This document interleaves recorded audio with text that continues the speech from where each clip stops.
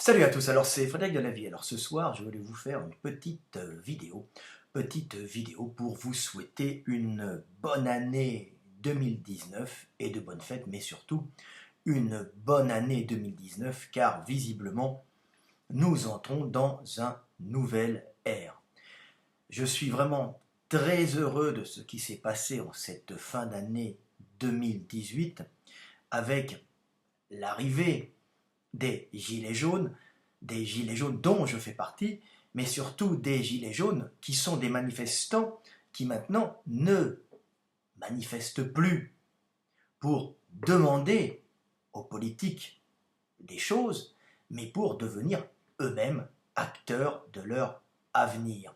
Je suis vraiment fier de voir, en fin de compte, ce mouvement organique, sans chef, sans leader, qui s'est généré en France, grâce bien sûr aux réseaux sociaux et surtout au mécontentement du peuple qui s'est aperçu, en fin de compte, que l'ensemble de la population, que les individus qui constituaient les gens indépendamment se sont aperçus qu'ils souffraient tous et qu'il y avait un système avec des politiques à la tête de ce système qui profitaient en fin de compte des travailleurs pour les exploiter et vivre dessus par les taxes obscènes qu'ils prenaient sur ces gens-là.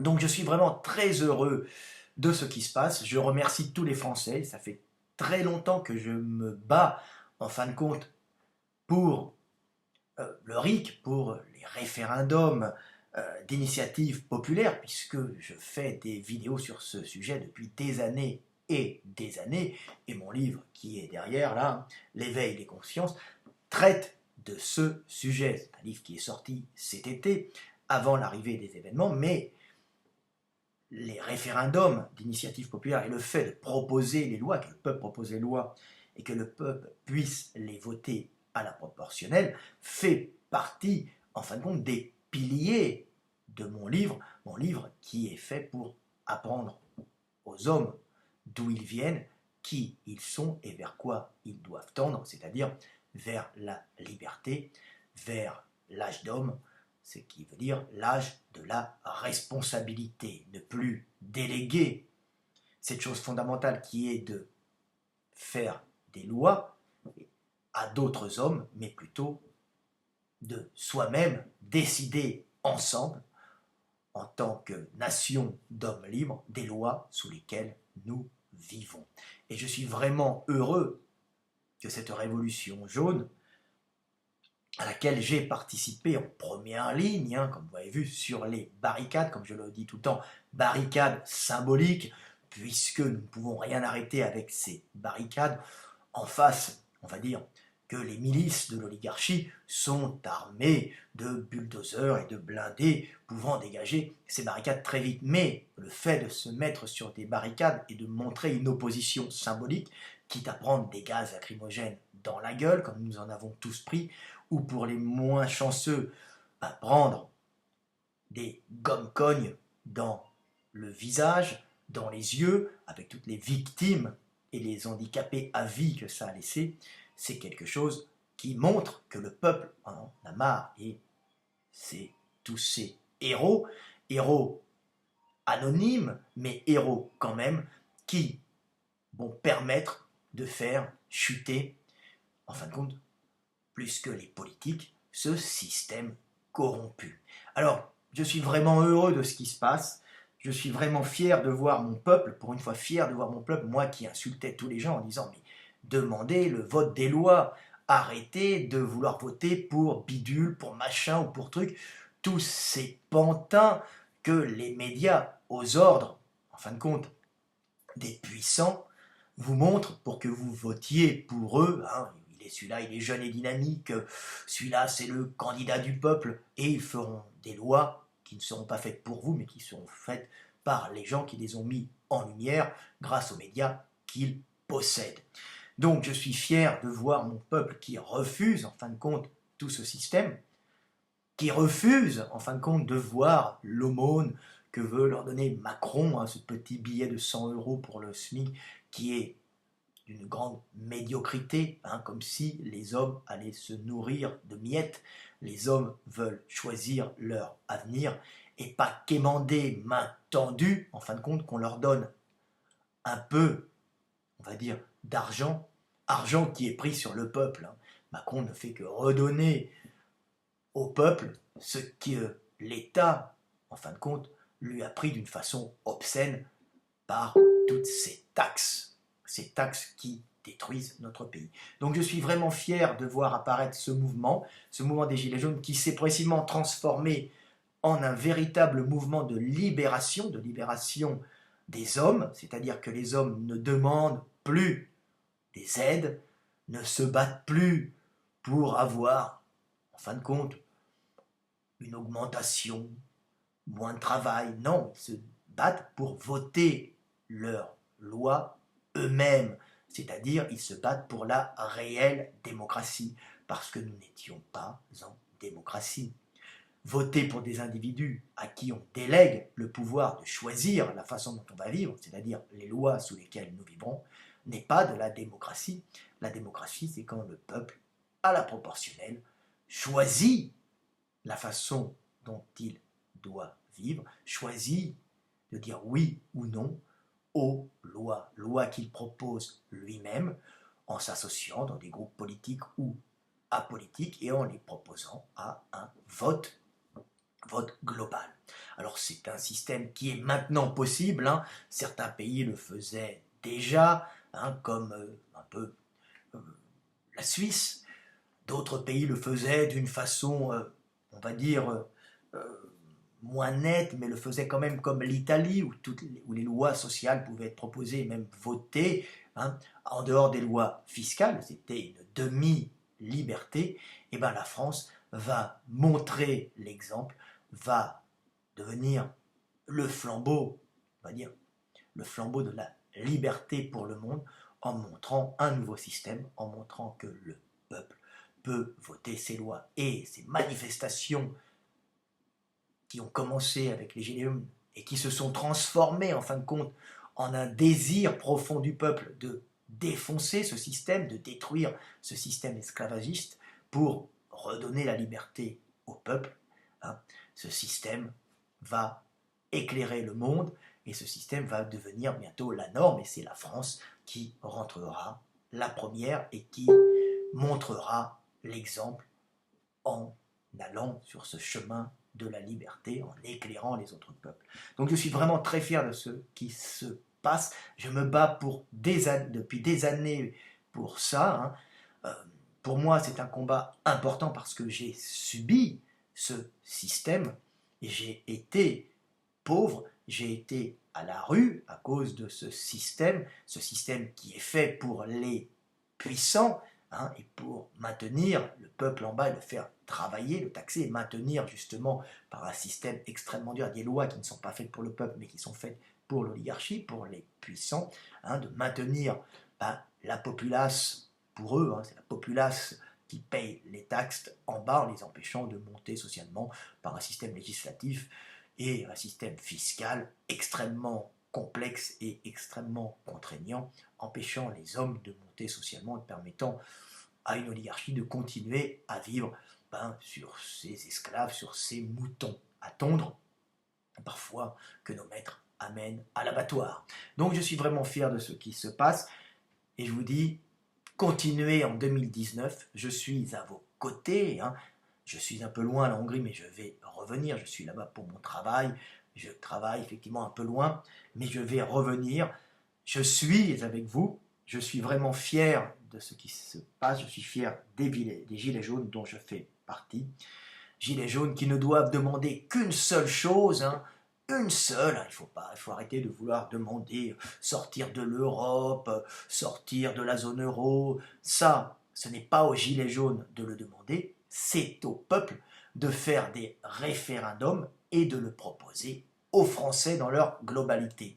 La seule chose que les Gilets jaunes, ces révolutionnaires des temps modernes, doivent faire, c'est demander à eux-mêmes proposer les lois, eux-mêmes les voter à la proportionnelle, les proposer par pétition, et pouvoir justement annuler des lois par pétition, ensuite vote, hein, et être libre de votre avenir. Alors je dirais qu'il pourrait aussi demander la révocation des élus, mais si ce système passe, eh ben, les politiques auront beaucoup moins de pouvoir, puisque, en fin de compte, ça sera le peuple qui choisira son avenir, et bien sûr, le peuple refusera de voir une horde de parasites, hein, comme on peut l'avoir actuellement au Sénat, au Parlement, vivre grassement sur les taxes perçues sur le peuple,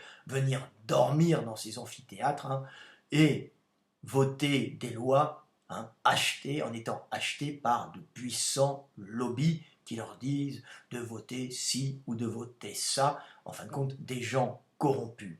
Il est beaucoup plus facile de corrompre quelques centaines d'individus pour faire passer des lois que de corrompre un peuple entier. C'est pour ça que les Gilets jaunes ne doivent proposer qu'une seule chose, pas des réformes, pas sortir de l'euro, pas des augmentations ou des baisses de SMIC, hein, ou des augmentations, je veux dire, ou des baisses des baisses d'impôts pour les gens ou des augmentations du SMIC. Non, les Gilets jaunes doivent proposer une seule chose, le RIC, c'est-à-dire leur liberté, choisir leur avenir. Et maintenant, c'est possible. Nous sommes un grand pays de plus de 60 millions d'habitants, hein, je crois que 66 c'est quelques. C'est quelque chose qui était impossible de faire avant. Pourquoi? Parce que l'information était très difficilement accessible pour les individus, pour le peuple, hein, car là, il n'y avait pas tous ces réseaux sociaux et seuls les maîtres pouvaient être informés par leur réseau d'informateurs qui payaient, très coûteux, mais qui payaient avec l'argent des taxes, pouvaient être à peu près informés de ce qui se passait dans le pays et faire fonctionner le pays à leur guise, bien sûr, sans l'écrouler, mais en mettant le peuple de côté, un peuple sourd et aveugle, ne pouvant pas voir, en fin de compte, ce qui se passait plus loin que chez eux. Maintenant, les hommes sont reliés par les réseaux sociaux et peuvent savoir tout ce qui se passe, ou presque, dans leur pays et même dans le monde. Bien sûr, ce savoir, ces informations sont noyées dans la contre-information ou dans de la propagande, de la désinformation, mais l'homme intelligent est tout le temps capable de peser le pour et le contre, et en fin de compte, de choisir. Et comme les hommes pourront choisir leurs lois, s'ils voient que les lois qu'ils ont mises en place en s'associant à les votants, hein, par cette démocratie directe et populaire ne va pas, ils pourront toujours l'annuler à la proportionnelle, système organique qui va pouvoir se faire grâce aux réseaux sociaux, grâce à cette information qui transite maintenant d'une façon extrêmement rapide entre les individus. Nous sommes un peu les neurones de cette entité qu'on va appeler France, hein, et nous pouvons tous communiquer entre nous pour choisir notre avenir. Donc c'est l'avenir. Nous allons voir arriver l'avènement, en fin de compte, de la réelle démocratie pour un grand pays. Hein, c'est la première fois qu'un grand pays va pouvoir y accéder. Ça va mettre quelques temps. Le combat va encore durer, puisque les nantis, nos politiques parasites, vont continuer à se battre. Hein, les puissants vont essayer de nous écraser, puisqu'ils vont perdre, en fin de compte, leur gagne-pain, ils vont perdre leur argent, leur énergie, et les puissants qui dirigent les médias vont progressivement aussi perdre de leur pouvoir, donc ils ont tout intérêt à écraser, décrédibiliser les gilets jaunes, mais les gilets jaunes tiennent car ils ont les réseaux sociaux, mais ils ont aussi des appuis de nombreuses démocraties du monde entier qui voient dans la France, en fin de compte, un laboratoire pour ce que sera l'avenir du monde et la réelle démocratie qui va s'étendre dans toutes les nations. Donc ils sont en train de vérifier sur la France, de tester, hein, et c'est pour ça que l'on voit des télés russes, même des télés américaines, et d'autres pays, même israéliennes, être derrière la France pour la bonne raison que la France devient en fin de compte un laboratoire d'expérimentation de la démocratie. Et ça, c'est grâce au peuple de France qui s'est réveillé. La conjoncture était là, hein, oppression, souffrance, cette augmentation de l'essence a plongé la France dans une haine, une colère car c'est toujours les baisses énergétiques qui font que les hommes se réveillent de leur asservissement. Et là, l'essence qui a augmenté était la goutte qui faisait déborder le vase, puisque à partir du moment où les hommes n'ont plus d'argent pour se nourrir, et là on voit qu'en fin de mois ils ne pouvaient même plus se nourrir, puisque à cause de ces augmentations, une partie importante des hommes se voyaient plongés dans la pauvreté, c'est-à-dire l'impossibilité de ou se chauffer, ou se déplacer et travailler, et même parfois manger, puisqu'ils étaient en découvert en fin de mois, ne pouvant même plus parfois remplir leur frigo. N'oubliez pas, la Révolution française a commencé avec des problèmes énergétiques et des augmentations du prix des miches de pain, tout simplement. Quand le pain augmente et quand les gens ne peuvent plus manger en fin de mois, les gens vont dans la rue, vont gueuler parce qu'ils n'ont plus d'énergie, ils vont essayer de la prendre où ils veulent. Mais là, les hommes sont en plus informés par les réseaux sociaux et ont compris que ce n'étaient pas les politiques qu'il fallait décapiter, mais le système qu'il fallait détruire et remplacer par ce RIC. Et je suis vraiment heureux de cette année 2019 qui commence, heureux parce que le peuple a compris qu'il devait être libre. N'oubliez pas, c'est un combat que je mène depuis des années et des années. Et mon livre L'éveil des consciences ou comment devenir un homme libre traite de cela. Je me bats pour le réveil des hommes, pour le réveil des Français. Et là, les Français se sont réveillés. Alors continuez le combat, continuez à manifester, continuez à aller sur les ronds-points, vous rencontrer, parce que vous allez créer des réseaux, vous allez voir que vous n'êtes pas tout seul, vous allez en fin de compte sortir de chez vous, vous croyez isolé dans la misère, dans la pauvreté, parce que les hommes sont pauvres, les hommes finissent par ne plus pouvoir manger. Alors il y a les petits salariés, les employés qui ont du mal, mais il y a aussi les chefs d'entreprise qui sont toujours pris à la gorge et ont peur de fermer leur boîte parce qu'ils n'en peuvent plus de toutes ces taxes. Donc allez tous, sortez, allez manifester pacifiquement, mettez-vous sur les ronds-points, regroupez-vous pour montrer ce qui se passe, allez sur les réseaux sociaux, transférez les informations quand vous en avez, il faut absolument que l'information passe, que toutes les arnaques, que toutes les vols perpétués par toute notre caste de politique, qu'elle soit de gauche, de droite ou du centre, soient mises à jour, que leur saleté morale soit éclairée par nos réseaux sociaux.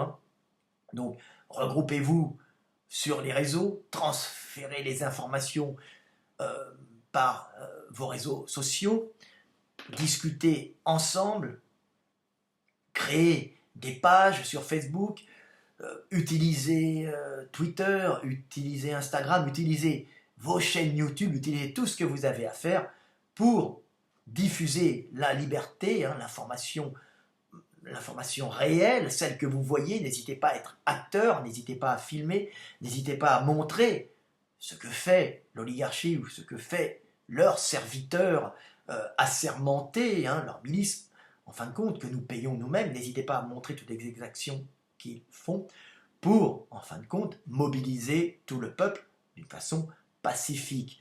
Et ce qu'il faut aussi, c'est continuer à manifester comme vous l'avez fait. Ça, je suis vraiment heureux devant les organes de propagande du pouvoir.